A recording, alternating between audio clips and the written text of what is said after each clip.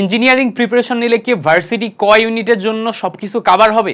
এটা তোমাদের মনে থাকা একটা খুব বার্নিং কোশ্চেন। আমি এই ভিডিওতে তোমাদের সাথে এই ব্যাপারটাতে একদম রিয়েলিস্টিক কিছু অপিনিয়ন দিব, রিয়েলিস্টিক কিছু ব্যাপার ডিসকাশন করব, যেগুলো আমার প্রিভিয়াস 5 থেকে 6 বছরের এক্সপিরিয়েন্স। তুমি যদি এই কথাগুলো ভালো করে বোঝার চেষ্টা করো, তাহলে তুমি নিজেই নিজের ডিসিশন নিতে পারবা যে এই মোমেন্টে তোমার কি করা উচিত। এই মোমেন্টে তুমি ইঞ্জিনিয়ারিং এর দিকে যাবা নাকি ভার্সিটির দিকে যাবা। অনেকেই দেখবা ব্লাইন্ডলি তোমাকে ভার্সিটির দিকে যাইতে বলবে, অনেকে তোমাকে ব্লাইন্ডলি ইঞ্জিনিয়ারিং এর দিকে যাইতে বলবে। বাট তুমি তোমার বর্তমান সিচুয়েশন ওয়াইজ কোন দিকে গেলে বেটার হবে সেটা তুমি সবচেয়ে ভালো বুঝবা। এই জন্য তোমাকে তোমার কন্ডিশন অ্যাসেস করে তারপরে ডিসিশন নিতে হবে। নট লাইক যে আমার এক বড় ভাই পরিচিত আছে, সে বলছে যে এই ভাই তুই ইঞ্জিনিয়ারিং পারবি না, তুই ভার্সিটির জন্য কোচিং কর। আবার অনেকে বলছে তুই হচ্ছে যে ভার্সিটি পড়লে তো চান্স হবে না, তুই ইঞ্জিনিয়ারিং কর, ইঞ্জিনিয়ারিং করলে অটোমেটিক ভার্সিটি হয়ে যায়। এগুলা কোনো রকম কন্ডিশন অ্যাসেস না করে বলা কথাবার্তা। আমরা এখানে খুব রিয়েলিস্টিক কন্ডিশন অ্যাসেস করার ট্রাই করব, যাতে তুমি বুঝতে পারো তোমার এখন কি করা উচিত। প্রথমে আসি, আমি একটা উদাহরণ দিলে তুমি খুব ভালো বুঝতে পারবা। আমার পরিচিত এক বড় ভাই উনি বুয়েটে তোমার টপ 500 এর মধ্যে ছিল। বুয়েটের টপ 500 এর মধ্যে ছিল, 18 ব্যাচ, আমার একবার সিনিয়র পরিচিত বড় ভাই বুয়েটের টপ 500 এর মধ্যে ছিল, বাট ডিইউতে ফেল করছিল। আবার এরকমও দেখা গেছে আমার পরিচিত অনেক বড় ভাই, আমাদের ব্যাচমেট জুনিয়র আছে, যারা বুয়েটেও টপ 100 এর মধ্যে আছে, ঢাবিতেও টপ 100 এর মধ্যে আছে। বুয়েটেও টপ 100, ঢাবিতেও টপ 100। কিন্তু আমি যার কথা বললাম, সে বুয়েটে 500 এর মধ্যে থাকা সত্ত্বেও ডিইউতে ফেল করছে। এবং এরকম সংখ্যাটা 1-2 জন না, একটা বড় অ্যামাউন্ট অফ স্টুডেন্ট বুয়েটে টপে থাকা সত্ত্বেও ডিইউতে ফেল করে। আবার একটা বড় অ্যামাউন্ট অফ স্টুডেন্ট ডিইউতে টপে চলে আসে, বাট বুয়েটে হয় না। ডিইউতে ফার্মেসি, সিএসসি, ত্রিপলি এই সাবজেক্টগুলো নিয়ে পড়াশোনা করতেছে, বাট বুয়েটে হচ্ছে না। তাহলে কাহিনীটা কি? কাহিনী হইতেছে যে আমাদের বুয়েট এবং ঢাকা ইউনিভার্সিটি দুইটার প্রশ্নের প্যাটার্ন অ্যাডাপ্টেশন। ধরো একজন স্টুডেন্ট যার একাডেমিক, ধরো এটা একজন স্টুডেন্ট, এই স্টুডেন্টের একাডেমিক পড়াশোনা খুব ভালো করে করা ছিল। একাডেমিক পড়াশোনা এতই ভালো করে করা আছে, এর সিলেবাসের তেমন কোনো গ্যাপ নাই। তো ওয়ে কি করবে, এ যেহেতু এইচএসসি পরীক্ষাও ভালো দিছে, এ ইঞ্জিনিয়ারিং প্রিপারেশন নিবে। কি করবে? ইঞ্জিনিয়ারিং প্রিপারেশন নিবে। বাট ইঞ্জিনিয়ারিং প্রিপারেশন নেওয়া সত্ত্বেও সে কি করবে, ইঞ্জিনিয়ারিং এর জন্য বুয়েট, রুয়েট, কুয়েট, চুয়েট, মানে বিকেসি এই টাইপের একটা নাম আসে, এই বুয়েট, কুয়েট, চুয়েট, রুয়েট এই ইউনিভার্সিটিগুলার কোশ্চেন ব্যাংক যেমন সলভ করবে, পাশাপাশি এর সবসময় নিজের কাছে ঢাকা ইউনিভার্সিটি এবং সাস্ট এই দুইটা ইউনিভার্সিটির কোশ্চেন ব্যাংক সবসময় থাকবে। ডিইউ এবং সাস্ট এই দুইটা ইউনিভার্সিটির কোশ্চেন ব্যাংক সবসময় থাকবে, এবং শুরু থেকে একদম প্রথম দিকে সব কয়টা পরীক্ষা পর্যন্ত তার টার্গেট থাকবে যে আমি ইঞ্জিনিয়ারিং এর জন্য বুয়েটে টপ করার চেষ্টা করব, সাথে ঢাকা ইউনিভার্সিটি এবং সাস্ট করব, তাহলে আমার সব কভার হয়ে যাবে। ফলে এর যেহেতু একাডেমিক পড়াশোনা অনেক ভালো আছে, এই জন্য এর কি হয়েছে, বুয়েটের সিলেবাসটাও টাইমের মধ্যে কভার করতে পারছে, মানে ইঞ্জিনিয়ারিং এর পাঁচটাও টাইমের মধ্যে কভার করতে পারছে। সেম সাথে ও ঢাকা ইউনিভার্সিটি সাস্ট এই দুইটারও টাইমের মধ্যে কভার করতে পারছে। একদম সোজা ব্যাপার হচ্ছে, ইঞ্জিনিয়ারিং, ডিইউ, সাস্ট সবগুলোর জন্যই basic same class, same basic, just প্রশ্নের প্যাটার্ন আলাদা। যেহেতু প্রশ্নের প্যাটার্ন আলাদা, এই জন্য প্রিপারেশনের সময় ক্লাসের টাইপ আলাদা হয়ে যায়। তো যারা ইঞ্জিনিয়ারিং এর ক্লাসগুলা করবা, ইঞ্জিনিয়ারিং এর ক্লাসে ম্যাক্সিমাম টার্গেট বুয়েটের দিকে রাখা হয়। বুয়েটের পাশাপাশি ঢাকা ইউনিভার্সিটি সাস্ট এই জিনিসপত্রগুলার কোশ্চেনের অনেক কিছুই দেখায় দেওয়া হলেও এখানে একটু কাহিনী আছে। কাহিনীটা কি আমি তোমাকে বলি। ইঞ্জিনিয়ারিং ক্লাসে টোটালি তোমার ফোকাস থাকে হচ্ছে problem solve centric, total focus থাকে হচ্ছে প্রবলেম সলভ সেন্ট্রিক। এবং তুমি বুয়েট, রুয়েট, কুয়েট, চুয়েট এগুলার কোশ্চেন ব্যাংক দেখবা সবই ম্যাথমেটিক্যাল টার্ম আসছে। শুধু কেমিস্ট্রিতে বিক্রিয়া আসে, আর বাকি ফিজিক্স, ম্যাথ সবই ম্যাথ আসে, 100% ম্যাথ আসে। ম্যাথ সলভ করার ক্যাপাবিলিটি টেস্ট করা হয় ইঞ্জিনিয়ারিং গুলাতে।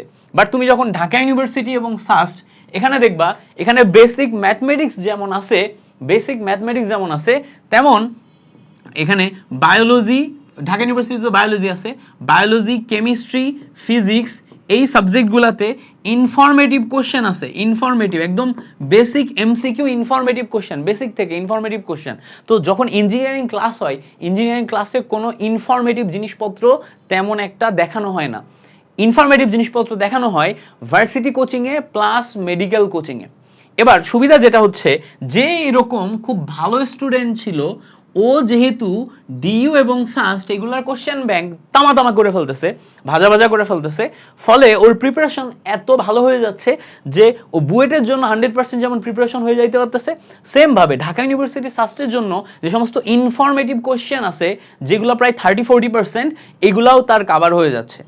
তাহলে এই যে বুয়েটের টপ করলো কিন্তু ঢাকা ইউনিভার্সিটিতে ফেল করলো, এর প্রবলেম কি ছিল? ভাইয়া ও হচ্ছে বুয়েট পাগলা ছিল। ও বুয়েট পাগলা থাকার কারণে ও শুধুমাত্র ইঞ্জিনিয়ারিং এর প্রিপারেশন নিছে এবং ডেডিকেটেড ভাবে বুয়েটের কোশ্চেন ব্যাংক সলভ করছে।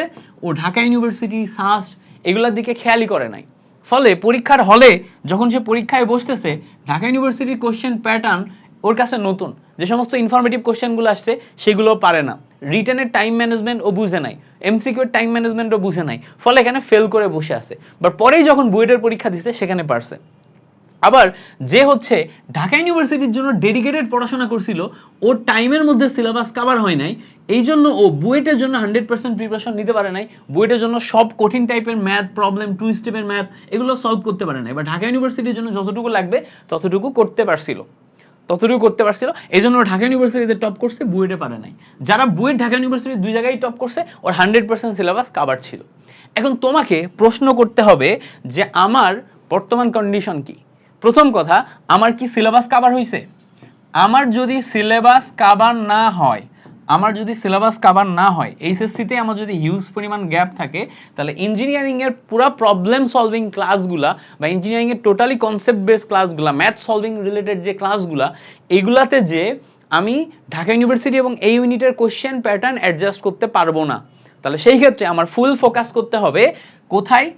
ডিইউ, সাস্ট এবং এই ইউনিটের যে ইউনিভার্সিটিগুলো আছে, JU, RU, CU, KU, GST, agri, এই যে টাইপের ইউনিভার্সিটিগুলো আছে এগুলোর কোশ্চেন ব্যাংকে আমার 100% ফোকাস করতে হবে। আমার ইঞ্জিনিয়ারিং এ যাওয়ার দরকার নাই। বাট যদি আমার ইঞ্জিনিয়ারিং এর জন্য প্রিপারেশন নেওয়ার জন্য এনাফ জিপিএ থাকে, প্লাস আমি কনফিডেন্ট যে আমি টাইমের মধ্যে ইঞ্জিনিয়ারিং কোশ্চেন ব্যাংক প্লাস এই ভার্সিটির যে সমস্ত কোশ্চেনগুলো আছে এই সব করার সময় পাবো, তাহলে তুমি ইঞ্জিনিয়ারিং ব্যাচে ভর্তি হও, ইঞ্জিনিয়ারিং ব্যাচে ভর্তি হয়ে টোটালটা কভার করো। বাট তুমি যদি কনফিডেন্ট না হও যে ইঞ্জিনিয়ারিং এরটা পারবো না, যেমন ধরো ইনিশিয়ালি আমি যখন ইঞ্জিনিয়ারিং প্রিপারেশন নেওয়া শুরু করি, শুরুর দিকে প্রথম 2 উইক আমার ইঞ্জিনিয়ারিং কোশ্চেন ব্যাংক খুব কঠিন লাগতো, বাট তারপরে আমি অ্যাডাপ্ট করে ফেলতে পারছিলাম। বাট আমি দেখছি আমার সাথে ইঞ্জিনিয়ারিং এর জন্য প্রিপারেশন নিতে ভর্তি হওয়া আমার অনেক বন্ধু ওরা শুরু থেকেই অ্যাডাপ্ট করতে পারে নাই, শেষেও অ্যাডাপ্ট করতে পারে নাই। এবং ওর ঢাকা ইউনিভার্সিটি সহ শুরুর দিকের ইউনিভার্সিটিগুলো অনেকেরই মিস গেছে, শেষে যে কেইউ, আইইউ, তারপর হচ্ছে আরইউ এগুলাতে চান্স হইছে, শেষে যে অ্যাডাপ্ট করতে সময় লাগছে, শেষে যে ওরা কি এই ইউনিভার্সিটি কোশ্চেন ব্যাংকগুলোতেই যে ভালো করে ফোকাস করছে, ওইটার প্যাটার্নেই ভালো করে ফোকাস করছে। বাট শুরুর দিকে যে ইফোর্টটা দিছিল ইঞ্জিনিয়ারিং কোশ্চেন ব্যাংকে কোনো কাজে লাগে না। বাট ওই ডিসিশনটা ও যদি ওইভাবে না নিয়ে শুরুতেই নিত, শুরুতেই কেইউ, আরইউ, জেইউ এগুলো মানে ভার্সিটি কোশ্চেন ব্যাংকের বেশি ফোকাস করতো, তাহলে সম্ভাবনা ছিল ওর ডিইউ, সাস্ট থেকে শুরু করে এই যে টপ ইউনিভার্সিটিগুলো আছে, সামনের সারি ইউনিভার্সিটিগুলো আছে, এখানে আরো ভালো পজিশন করতে পারতো। তো সেই ক্ষেত্রে কয়েকটা ব্যাপার তোমাকে মাথায় রাখতে হবে। প্রথম কথা, তোমার যদি সিলেবাস শেষ না হয় এবং তুমি যদি কনফিডেন্ট না হও যে তোমার জিপিএ তে তুমি ইঞ্জিনিয়ারিং ভর্তি পরীক্ষা দিতে পারবা, তাহলে তুমি ডিরেক্ট ভার্সিটির দিকে যাও।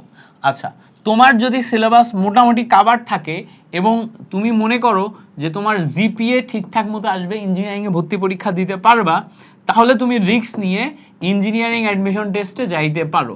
তারপরেও রিস্ক থেকে যায়, রিস্কটা কি? যদি তোমার কনফিডেন্স এরকম না থাকে যে তুমি বুয়েট, রুয়েট, কুয়েট, চুয়েট এগুলার কোশ্চেন ব্যাংক হাতে দিয়ে সলভ করতে পারবা, দরকার হলে কোর্সে ভর্তি হওয়ার আগে একটা কোশ্চেন ব্যাংক ম্যানেজ করে আগে 1 সপ্তাহ সলভ করো, ইঞ্জিনিয়ারিং কোশ্চেন ব্যাংক সলভ করো কোর্সে ভর্তি হওয়ার আগে।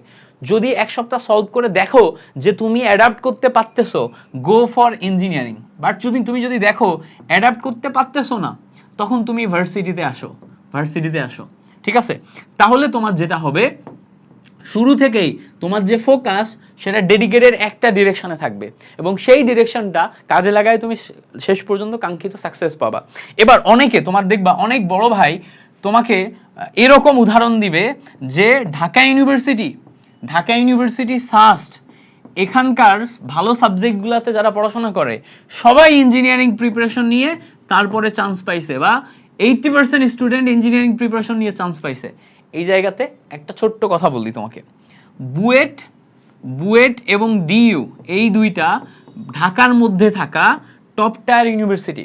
সবার প্রাইমারি টার্গেট থাকে ইঞ্জিনিয়ারিং এ যারা ভর্তি হতে চায় সবার প্রাইমারি টার্গেট থাকে আমি বুয়েটে পড়বো, আর যদি বুয়েট মিস যায় তাহলে ঢাকায় থাকার জন্য আমি ডিইউতে ইঞ্জিনিয়ারিং সাবজেক্টে পড়বো, সবার টার্গেট থাকে। সো বুয়েটে ওর যদি কোনো কারণে মিস যায় তাহলে ঢাকা ইউনিভার্সিটির টপ 10 ইঞ্জিনিয়ারিং সাবজেক্টগুলোতেও ভর্তি হবে, বা বুয়েটেও ভালো সাবজেক্ট পাচ্ছে না ঢাকা ইউনিভার্সিটির টপ সাবজেক্ট পাচ্ছে ভর্তি হবে। ফলে যারা একাডেমিকে অনেক স্ট্রং ছিল এরকম স্টুডেন্ট সংখ্যা খুব বেশি না, মাত্র 2000, ওদের টার্গেট থাকে এখানে। বাট বলো তো এই 2000 স্টুডেন্ট যারা সারা বাংলাদেশে একাডেমিকে স্ট্রং, এই 2000 স্টুডেন্ট বুয়েটে কি জায়গা হবে? ওদের হবে না। ওদের হয় রুয়েট, কুয়েট, চুয়েট, বুটেক্স এগুলোতে আসতে হবে, না হলে ঢাকা ইউনিভার্সিটিতে আসতে হবে। সো ঢাকা ইউনিভার্সিটিতে একটা বড় অ্যামাউন্ট অফ স্টুডেন্ট যায় যাদের বুয়েটে ভালো সাবজেক্ট আসে নাই, রুয়েট, কুয়েট, চুয়েটের পিছনের দিকে সাবজেক্ট আসে, ঢাকা ইউনিভার্সিটিতে ভালো সাবজেক্ট চলে আসে। সো ওদের বিবেচনা করলে তোমার হবে না, ওদের একাডেমিক ভালো ছিল, ওরা এইটাকে প্রথমেই ফার্স্ট প্রায়োরিটি হিসেবে নিছে, দ্যাটস ওয়াই বিভিন্ন ডিপার্টমেন্টে ওরা আছে। তুমি তোমার বর্তমান কন্ডিশনটাকে অ্যাসেস করো, কন্ডিশন অ্যাসেস করে যদি তুমি এই 2000 স্টুডেন্টের মধ্যে হও তাহলে ডেফিনেটলি গো ফর ইঞ্জিনিয়ারিং, তোমার জন্য ব্যাকআপ অপশন অনেক স্ট্রং। বাট যদি ওই টপটা স্টুডেন্টের মধ্যে না হও তাহলে তোমাকে ডেডিকেটেড একটা দিকে ফোকাস করতে হবে। তুমি একসাথে দুইটা চালাইতে পারবা? দুইটার question pattern difference, varsity question pattern difference, engineering question pattern different, ঠিক আছে? তো দুইটা কি একসাথে তুমি চালাইতে পারবা? যদি চালাইতে পারো তাহলে তো খুব ভালো, যদি চালাইতে না পারো যে কোনো একটা ধরো, হয় ইঞ্জিনিয়ারিং ধরো না ভার্সিটি ধরো। যদি ইঞ্জিনিয়ারিং একদমই অ্যাডাপ্ট করতে না পারো তাহলে শুধুমাত্র ভার্সিটি ধরো। এই রিয়েলিস্টিক জিনিসপত্রগুলা অবশ্যই মাথায় রেখে তারপরে আসো। যারা আমার কেমিস্ট্রি কোর্সে ভর্তি হতে চাইছিলা, বারবার বলছিলা যে ভাই আমরা কেমিস্ট্রি কোর্সে ভর্তি হব, তোমরা বলাই আমি কিন্তু আমার কুপনের মেয়াদটা বাড়াই দিছি, 10 তারিখ পর্যন্ত কুপনের মেয়াদ থাকবে। তোমরা জানো যে আমার ভার্সিটি কেমিস্ট্রি কোর্সের ফিজ হচ্ছে 1250, ভার্সিটি কেমিস্ট্রি কোর্সের ফিজ কত? 1250 ভাই। 450 এই কুপন ইউজ করলে তুমি 450 টাকা ডিসকাউন্ট পাবা, 800 টাকায় ভর্তি হইতে পারবা 10 তারিখ পর্যন্ত। আমাদের অলরেডি 200 প্লাস স্টুডেন্ট আমার পার্সোনাল ব্যাচে ভর্তি হয়েছে। যারা উদ্ভাসে বা অন্যান্য কোচিং এ ভর্তি হবা, যারা ভর্তি হবা, উদ্ভাসের রুটিনের সাথে মেইনটেইন করে আমি এই ক্লাসগুলো নিব এবং টানা তোমাদেরকে গাইডলাইনের মধ্যে রাখবো। তোমরা যারা উদ্ভাসে ভর্তি হবে আমার সাথে করতে পারো। আর যারা আমাদের ফুল কোর্সে ভর্তি হইতে চাও তারা ফিজিক্স হান্টার্স থেকে আমাদের ফুল কোর্স ভর্তি হইতে পারো। আজকে রাত 12টা পর্যন্ত 2750 টাকায় ভর্তি হতে পারবা, এরপরে 3050 টাকায়। যদি এই 300 টাকা ছাড়ে ভর্তি হইতে চাও আজকে রাত 12টার মধ্যে 2750 টাকায় আমাদের ফুল কোর্সে ভর্তি হইও। এখানে ফিজিক্স এবং ম্যাথ সুমন ভাই নিবে, ভার্সিটির জন্য ডেডিকেটেড, উনি 7-8 বছর ধরে পড়াচ্ছেন। আমি কেমিস্ট্রি নিব, বায়োলজি হচ্ছে রিজভি ভাই এবং হাফিজ ভাই নিবে, মেডিওলজি এবং হচ্ছে আরটিডিএস এর দুইজন প্রতিষ্ঠাতা এবং বায়োলজি শিক্ষক তারা নিবে। সো যারা যারা আমাদের কোর্সে ভর্তি হবা দ্রুত জয়েন করে ফেলো। আজকে যারা আমাদের কোর্সে ভর্তি হবা আমাদের ওয়েবসাইটে বিদ্যার্থীতে চলে যাও এবং এই ভাই হিসেবে তোমাকে আমি যে 450 টাকা কম নিচ্ছি এই কোডটা ইউজ করলে তুমি হচ্ছে 450 টাকা ডিসকাউন্ট পাবা এবং 800 টাকায় ভর্তি হতে পারবা। প্রত্যেকটা গাইডলাইন ভিডিও শেষেই আমি একটু আমার কোর্স সম্পর্কে বলে দিই, এজন্য এই ভিডিওতেও বলে দিলাম। আশা করি তোমার মাথার মধ্যে এই কথাগুলো ঢুকছে। যারা ভর্তি হবা দ্রুত ভর্তি হয়ে যাও। আমরা 15 তারিখ থেকে ক্লাস শুরু করব, 14 তারিখে আমরা ওরিয়েন্টেশন করে ফেলবো। ওরিয়েন্টেশন সেশনটা একদম টোটালি গাইডলাইন সেশন হবে। তোমাকে আগামী কয়েক মাস কিভাবে পড়তে হবে ইচ অ্যান্ড এভরিথিং আমরা ওরিয়েন্টেশনেই তোমাকে বলে দিব। ওকে, সো আশা করি পুরো জিনিসটা বুঝতে পারছো। Thank you so much for watching this video.